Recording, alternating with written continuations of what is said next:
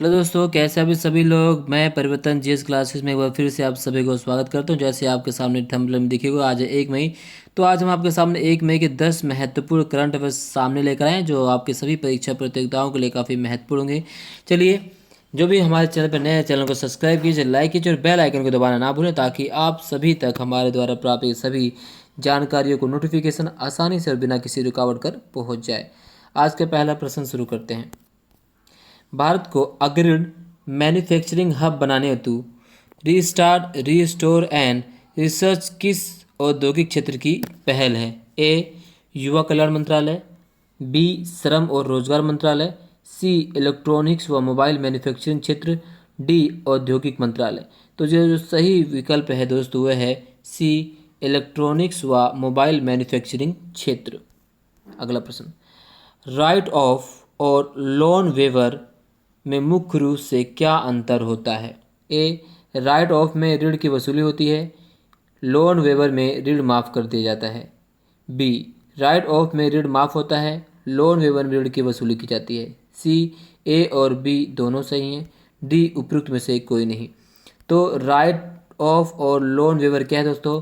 तो जो सही विकल्प वो है ए, राइट ऑफ में ऋण की वसूली होती है और लोन वेवर में ऋण माफ़ कर दिया जाता है। ये दोनों शब्द अभी हाल ही में इसलिए चर्चा में आए क्योंकि अभी आरबीआई द्वारा मेहुल चोकसी, नीरव मोदी और विजय माल्या जैसे 50 विलफुल डिफॉल्टरों के जो जो कर्ज है माफ़ कर दिया गया है। और उसी को आरबीआई ने अपने प्रेस वार्ता में बात कही कि हमने उसका कर्ज माफ़ नहीं किया बल्कि राइट ऑफ किया है। तो राइट ऑफ क्या है दोस्तों? राइट ऑफ का मतलब इसलिए चर्चा में कि लोन राइट ऑफ इसलिए किए जाते हैं ताकि बैंक जो है इंसॉल्वेंसी की प्रक्रिया शुरू की जा सके। इंसॉल्वेंसी मतलब कि ताकि बैंक, जो भी लोग विलफुल डिफॉल्टर और पैसे दे नहीं हैं और भाग गए हैं, उनकी संपत्तियों को जब्त कर उनकी नीलामी प्रक्रिया शुरू की जा सके। ये एक टर्म्स है जो बैंकिंग प्रक्रिया में लागू किया जाता है।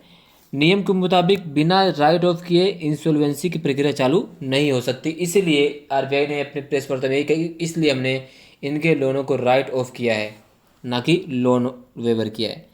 खैर, देखते हैं क्या होता है। अगला प्रश्न। हाल ही में किसे संयुक्त राष्ट्र में भारत का स्थायी प्रतिनिधि के रूप में नियुक्त किया गया है? A, Sambit Patra. B, B N Krishnamurthy. C, T S Trimurti. D, Nirmala Sitharaman. तो हाल ही में अभी भारत के जो इस संयुक्त राष्ट्र में स्थायी प्रतिनिधि के रूप में नियुक्त किए उनका नाम है टी एस त्रिमूर्ति। और टी एस त्रिमूर्ति 1985 बैच के आईएएस ऑफिसर हैं। इससे पहले बहुत जगह कार्य कर चुके हैं, बहुत महकमों में कार्य कर चुके हैं। और ये स्थान लेंगे दोस्तों, सैयद अकबरुद्दीन का ये स्थान लेंगे। ठीक है। तो आप सभी को पता होगा कि संयुक्त राष्ट्र संघ क्या है। संयुक्त राष्ट्र की स्थापना हुई थी, जो राष्ट्र संघ की सही से कार्य न करने के बाद, सेकंड वर्ल्ड वॉर के बाद इसकी स्थापना हुई थी। 24 अक्टूबर 1945 की स्थापना होती है।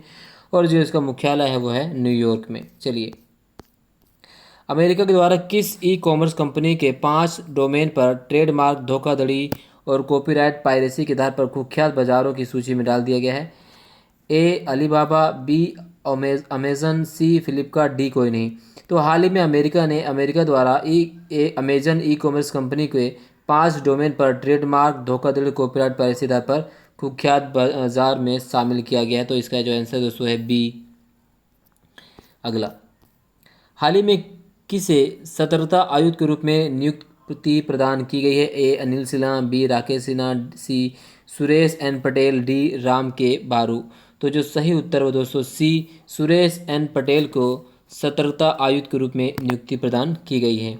अगला प्रश्न।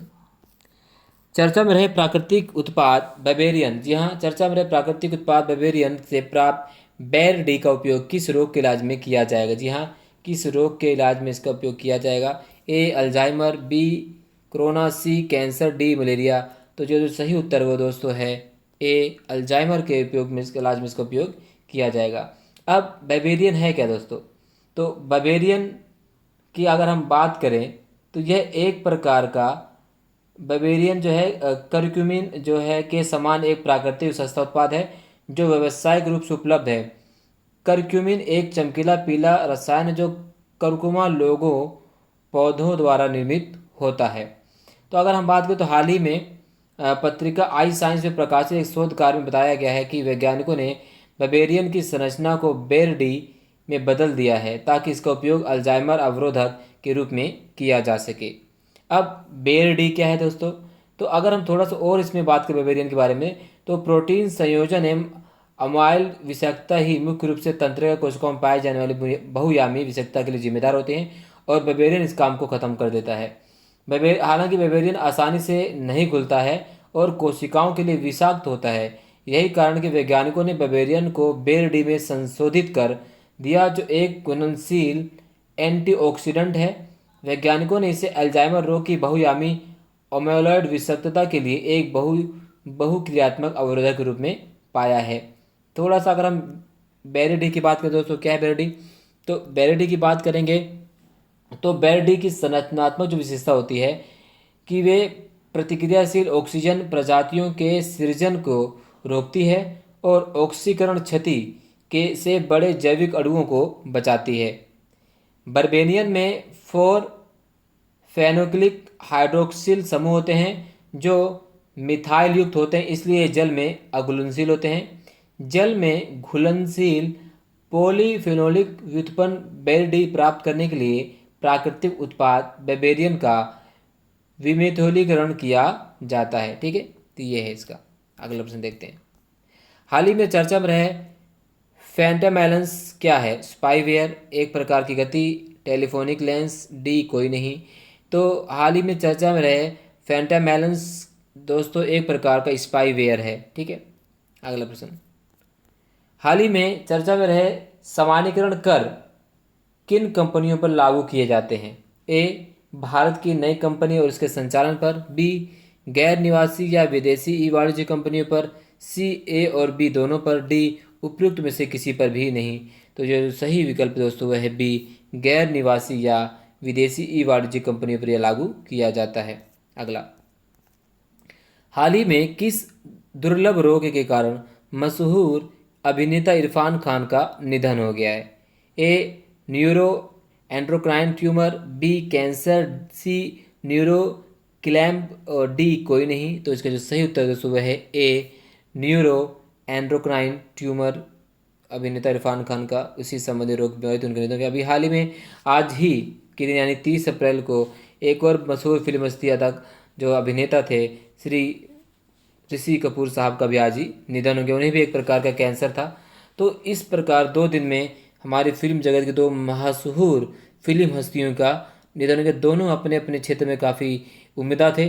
अगर इरफान साहब की बात करें तो वो उनके कला के सभी कायल थे और मैं समझता हूँ कि आज के शताब्दी वर्ष में अगर हम इस 1990 के दशक की बात करें तो उनसे बेहतर अभिनेता कोई भी ना हो। दूसरी बात, अगर हम ऋषि कपूर की बात करें तो ऋषि कपूर भी अपना एक ट्रेडमार्क है और उन्होंने जिस तरह से अपने आप को देखा, अपने आप को प्रस्तुत किया, वो भी काबिल तारीफ़ है।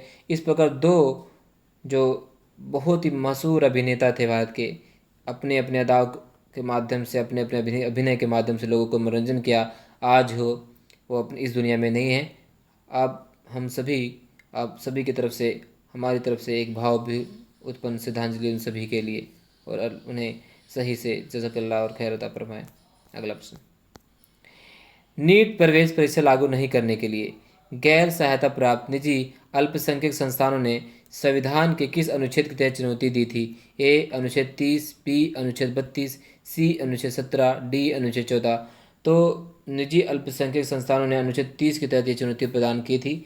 और विषय क्या था दोस्तों कि सुप्रीम कोर्ट ने, सर्वोच्च न्यायालय ने घोषणा की है कि मेडिकल पाठ्यक्रमों में दाखिला लेने के इच्छुक छात्रों को अब निजी और मान्यता प्राप्त अल्पसंख्यक व्यावसायिक कॉलेजों में प्रवेश पाने के लिए राष्ट्रीय पात्रता सह प्रवेश परीक्षा उत्तीर्ण करनी होगी, नहीं तो उसको एडमिशन नहीं दिया जाएगा।